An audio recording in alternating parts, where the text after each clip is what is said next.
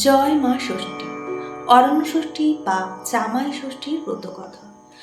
এক ব্রাহ্মণ পরিবার ছিল, তার 3টি ছেলে ছিল, 3টি বউ ছিল। ছোট বউটি ভীষণ লোভ, সে লুকিয়ে মাছ খেত, দুধ খেত, আর বলতো বেড়াল খেয়ে গেছে। তাদের বাড়িতে একটি কালো বেড়াল ছিল, তার নামে সব দোষ দিত। সেটি ছিল ষষ্ঠীর বাহন। তার নামে মিছে কথা সে রোজ রোজ কেন শুনবে? সে ষষ্ঠীর কাছে বলে দিল। বউ কিন্তু রোজ খায় আর বিড়ালের নামে দোষ দেয়। কিছুদিন পর ছোট বউটি পোয়াতি হলো। দিন যায়, মাস যায়, 10 মাস পরে চাঁদের মতন একটি ছেলে তার কোলে এলো। রাত্রে ছেলে কোলে নিয়ে সে ঘুমাচ্ছিল। সকালে উঠে দেখে ছেলে আর নেই। ছোট বউটি তো কেঁদে কেঁদে আকুল হয়ে গেল।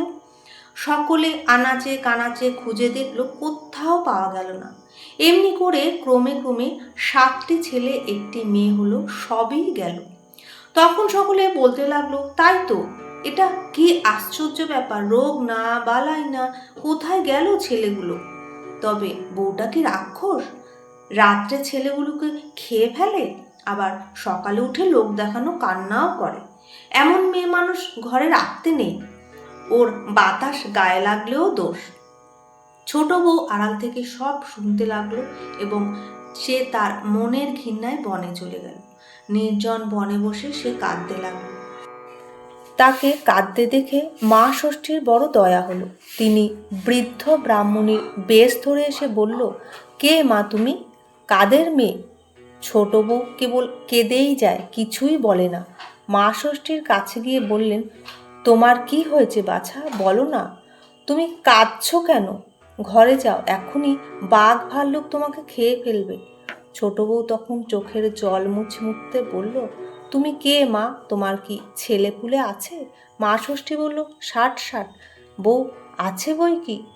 ছোট বউ বললে, তবে আমার মুখ দেখো না মা, আমি বড় পাপিষ্ঠা। আমার 7 ছেলে 1 মেয়ে, আর একটিও নেই। সংসারে সকলেই আমায় ঘেন্না করে, তাই এই বনে এসে কাঁদছি। বাঘ ভাল্লুক খায় তো খাক, আর যন্ত্রণা সহ্য হয় না, বড় জ্বালায় জ্বলছি মা। তখন মা ষষ্ঠী বললেন, ও অভাগীর বেটি, বড় যে লুকিয়ে লুকিয়ে খেয়ে বিড়ালের দোষ দিতি, তাই তোর এমন হয়েছে। ছোট বউ তখন তার পায়ে আছড়ে পড়ল, মা তুমি কে, দয়া করে আমায় বলো। আমি খেয়েছি কোণে, তুমি থাকো বনে, এ কথা জানলে কেমনে? তুমি কে মা, আমায় বলতেই হবে, আর যাতে আমার সে পাপের খণ্ডন হয় তাও করতে হবে। তখন মা ষষ্ঠী বললেন, ওই পথের ধারে একটা পচা বেড়াল পড়ে আছে, 1 হাঁড়ি দই এনে তার গায়ে ঢেলে দিয়ে আবার সেই দই চেটে চেটে হাঁড়িতে তুলতে হবে। সেই দই নিয়ে আমার কাছে আসবে, তাহলে তোর ছেলেকে বাঁচিয়ে দেব। কি করে? ছোট বউ প্রাণের দায়ে ওই 1 হাঁড়ি দই এনে সেই বেড়ালের গায়ে ঢেলে দিল। গায়ে ঢেলে দিতেই পোকাগুলো বিজবিজ করে উঠল।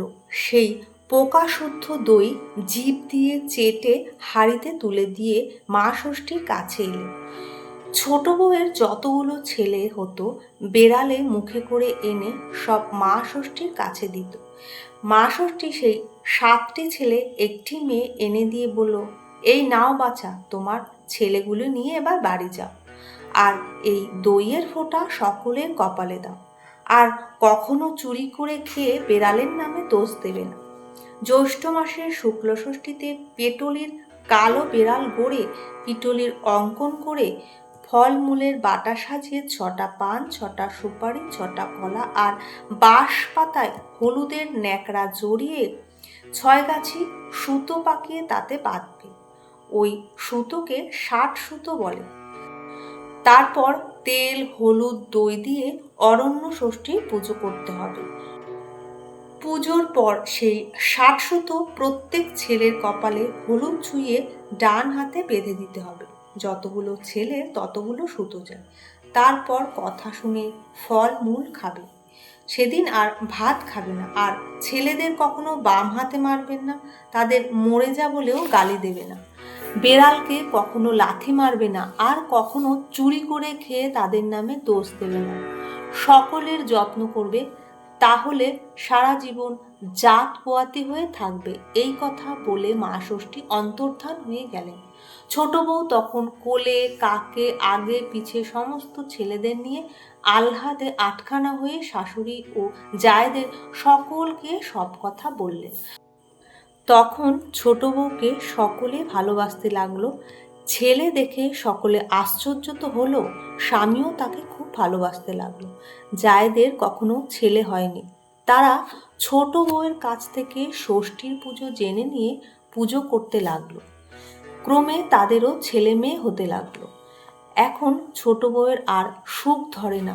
ছোট বউ ঘটা করে ছেলেদের বিয়ে দিল, পৈতে দিল, মেয়েদের বিয়ে দিল, জামাই আনলো, জামাইকেও ও ছেলেদের মতো জামাই ষষ্ঠীর দিন দইয়ের ফোঁটা দিল, আম কাঁঠালের বাটা দিল। ক্রমে এই দিনটি জামাই ষষ্ঠী বা ষষ্ঠী বাটা কথা হয়ে উঠল। মা ষষ্ঠীর কৃপায় বাড়ি শুদ্ধ, সকলে সুখে স্বাচ্ছন্দ্যে ঘর করতে লাগলো। দেশে বিদেশে ছোট বউয়ের কথা রাষ্ট্র হতে লাগলো। ক্রমে চারিদিকে লোকেরা মা ষষ্ঠীর পুজো করতে লাগলো।